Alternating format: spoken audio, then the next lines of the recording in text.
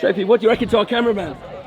Excellent. Do you reckon he can walk backwards? Let's Go see. on. Oh, here he goes. Yeah. Right, Sophie, Groundswell 2024. 24, that's it. Takeaways?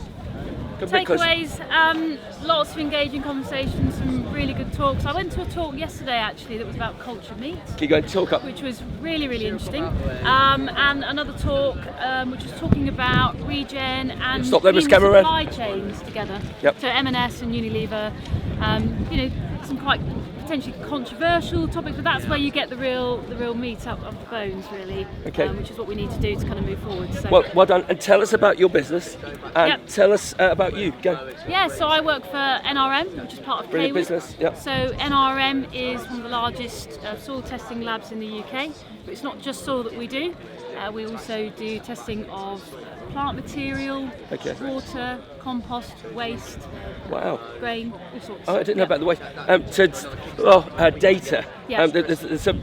So we need so much information, especially in this new world. I'm actually quite invigorated. I was a bit down when I came here about where regen is going, but then I spoke to some of the machinery guys who are adapting their business models to make smaller machines so that smaller farmers can buy them. The smaller farmers want to go down the regen route. And then I got a big veg farmer is here, and he wants to learn as much from regen ag to persuade his landlords to go down the regen ag route. But he was saying that he needs proof to show his landlords. Yes. So that would come to you to be able to show.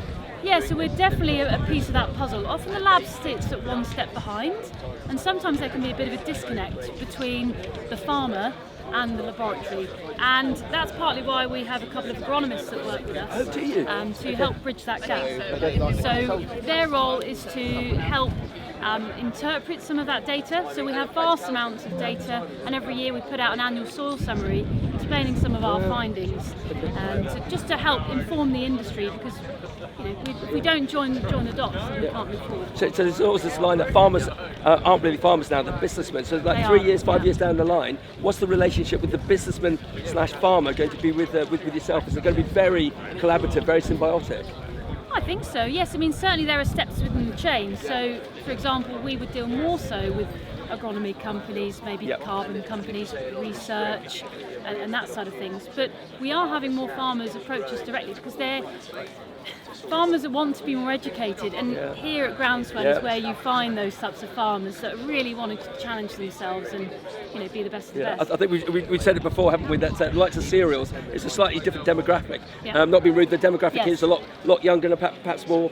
I hate the word dynamic thrusting, but they're going to be the change makers, aren't they? I think so. So that's why you need to engage with them. Exactly that. That. And yes, you could see the change makers last night in the Earthworm bar and the tent. Some good bit of dancing and things like that. So you're positive about the future, but if farmers, business people are aligned to you, they're going to be in a far better place.